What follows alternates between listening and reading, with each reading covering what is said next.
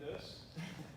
A few years later, I met my wife, Joni, and we've been partners ever since. And together, we've accomplished quite a bit, and we've had a pretty nice growth curve, you know, that's gone up pretty nicely. About 5 years ago, our son joined us as general manager, and since that time, we've had a growth curve that kind of goes like this. It's been a lot of change. Of course, all of us have gone through a lot of change in the last year or two.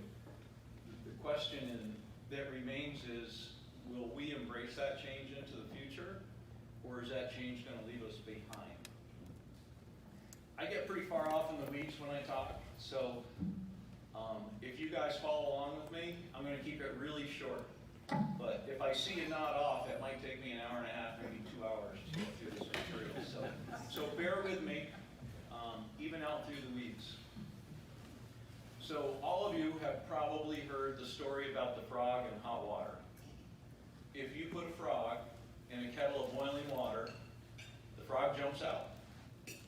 But if you put a frog in a kettle of warm water and slowly turn up the heat, the frog will not be aware of the changes in its environment until it's too late. Will you and I be aware of the changes in our environment? A few weeks ago, the ex-governor of New York State resigned amidst sexual scandal, and he said, "In my mind, I never crossed the line, but the line had moved." Well, of course the line moved. The line moves every day, and the line moves in every aspect of our lives, in our personal lives, in our business lives. It certainly moves where our lives intersect with technology. In fact, the line probably represents change itself. And if you don't know where the line is, you have to do something to end your career. I think Andrew might have ended his personal life too. So most of us here make an appointment once a year for a physical exam. Even if we feel perfectly fine, we go to a doctor's and we have our core values checked out. We have them check our blood pressure and our pulse, our cholesterol levels, to make sure that we're performing up to our expectations. And if there's a problem, we have the opportunity to make adjustments to get back to peak performance. But how many of us take time annually to perform a self-evaluation? I'm talking about an identity checkup, where we sit down and honestly look at ourselves and say, am I the person that I think I am? Am I the person that I want to be? Am I the person that I need to be successful moving into the future? So instead of checking our blood pressure and our pulse and our cholesterol levels, we check things like our learning levels, our innovation levels, our productivity levels. So let's go through this. So we'll start with our learning levels. Most of us here have a diploma, whether it's from high school or college or maybe even an advanced degree. And at the time that we were preparing to get that diploma, we were learning a lot. We were working really hard to learn. But if it's been 5, 10, 20, or maybe more years since we got that diploma, we may not have been focused on learning as much as we were prior to that time. And a lot of things have changed, and we might not be keeping up. For example, we all know today that 10% of the population is LGBT. Of course, it always was. We just weren't very accepting of that population. But if you're not accepting of that population today, you're running a risk of missing out on 10% of your customer base, 10% of the workforce, and the opportunity to get to know and learn from some really great people. So what else has changed? We talked about some of this morning. How about hiring people? Has that changed? 20 years ago, I could put an ad in the paper that said, wanted, auto parts counter man. We didn't consider women at the time. $10 an hour, and my phone would ring off the hook. How successful would that ad be today? It wouldn't be at all. Today, if we want to attract the best people, we need to offer a lot more. We need to offer substantial careers. We need to offer flexible, comfortable working environments. We need to offer flexible hours that accommodate a person's personal life. We're going to need to offer a 401k, an environment where people's ideas and opinions are valued. And if we're going to retain the best people, it's the same thing. We need to make sure that we respect people and offer them a lot more than they expected 20 years ago. But let's move on. Let me not move on for a second. So how can we retain being lifelong learners? Well, I would recommend that everybody reads a book at least once a month. I'm certainly not going to recommend that you tune into network news. I would recommend you spend $1 a week and get the Wall Street Journal online. In my opinion, the absolute best mix of liberal and conservative news, opinion, and lifestyle. I certainly would recommend that you come to shows like this one, meet the vendors that are here, see what's new in the industry, and more than anything, I would recommend that you meet your fellow recyclers, talk to them, visit their facilities, see what they're doing to solve the problems that are baffling you. Oftentimes, it's easier to copy and improve than it is to innovate for yourself. But let's move on to innovation levels, because we know it's important to innovate. If you're going to be successful in business, you have to be an innovator, and all our business heroes have been innovators. Henry Ford, Jeff Bezos, the list goes on and on. Innovate or die, and you can't innovate when you're afraid of the future or something new.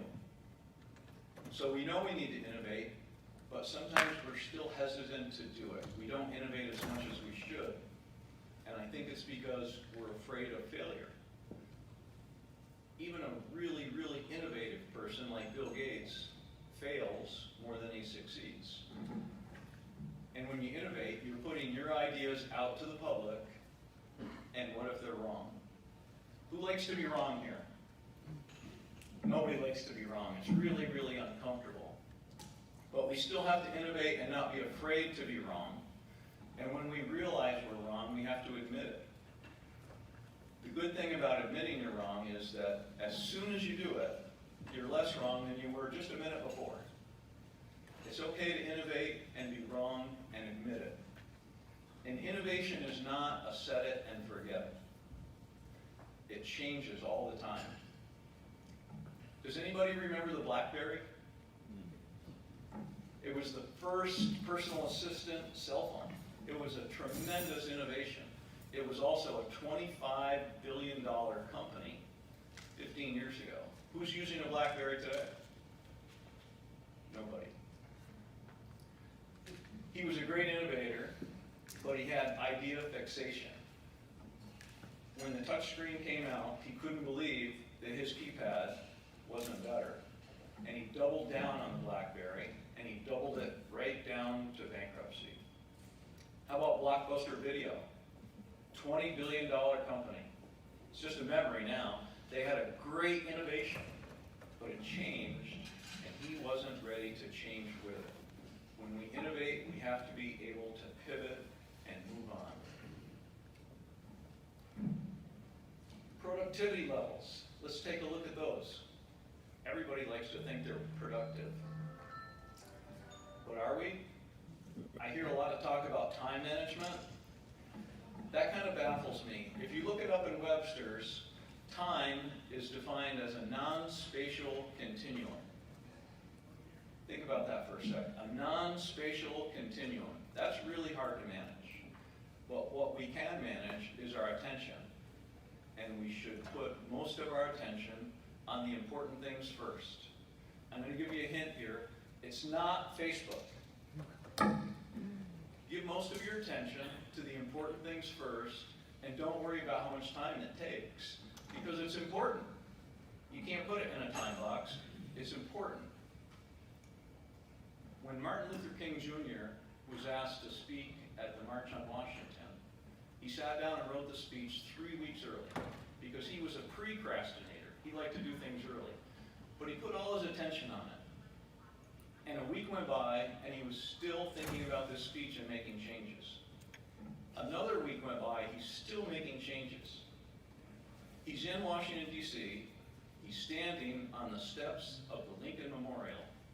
He's looking at 250,000 people on the Capitol Mall, and he's still thinking about changing his speech. And as he stood up, all this attention coalesced into 4 words that he had never considered. And he stood up and he said, "I have a dream." And the rest is history. One of the greatest speeches of the 20th century. He knew it was important, and he devoted all his attention to it.